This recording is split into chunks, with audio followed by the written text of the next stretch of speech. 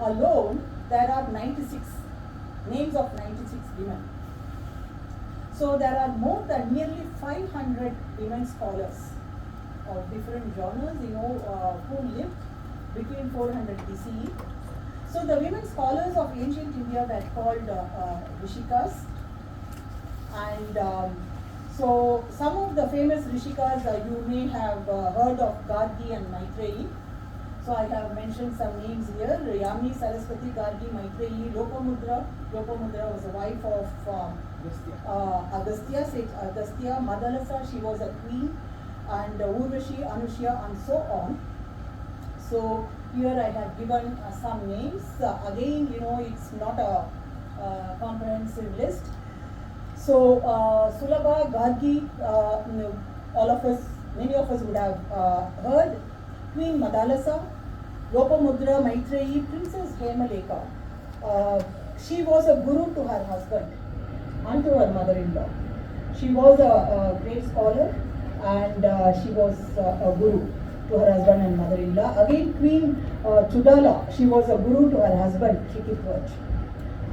So you can see the names, names of Rishikas and Brahmavadinis who lived before the 400 BC.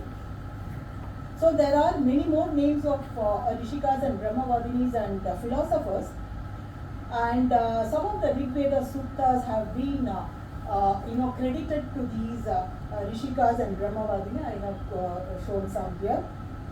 So let us look at Gargi Vachaknavi, because we have more information on her.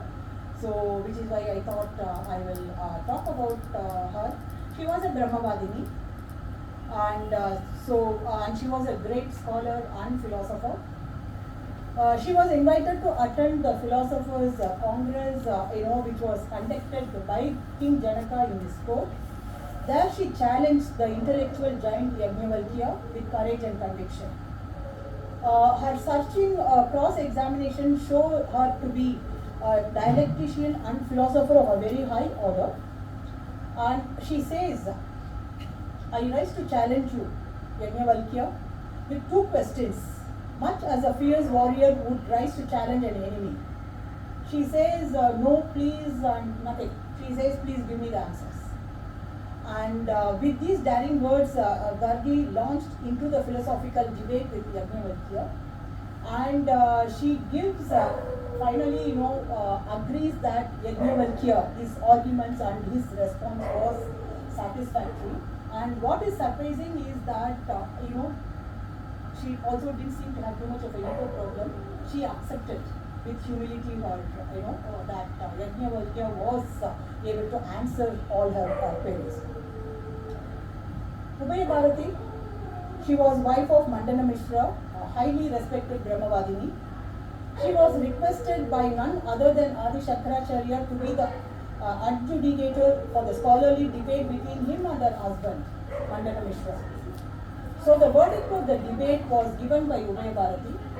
So if she was asked to judge Adi Shankaracharya and Mandana Mishra, so you all can imagine that she must have been a step ahead in scholarship, compared to these people.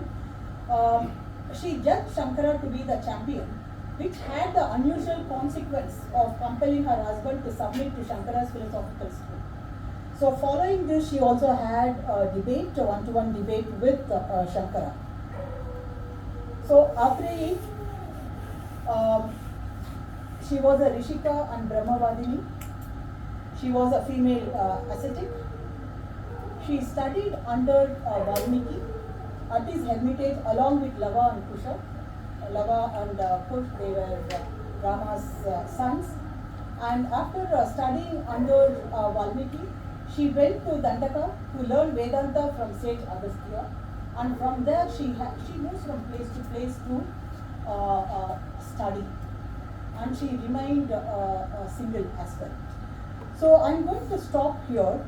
And these are just a few of the many references I have taken these information from. I mean, this is an ongoing, a compilation by me. So till now, I have collected information of close to 4,000 women scholars. And there are also one name I left out here is Queen Agatha, because she was not considered a scholar, but she was a great war strategist. And there are many names that have been left out because they don't fall under the classification of scholars, but very interesting, very inspiring, stories of the lives of these women. So I think we should kind of rethink whether how much truth is there in the narrative that women were subjugated and they were suffocated, there was absolutely no space given to them, and the men were the villains. I think we should start looking at the information available. So much information have been lost, but even with what is available, there is a lot of information on women who have contributed in very many ways to the country and also the civilization. So I will stop here and thank you. I want to thank Govind in particular for inviting me to share some of my thoughts on this very interesting topic. So today morning I gave a talk on novel applications of magnetic resonance,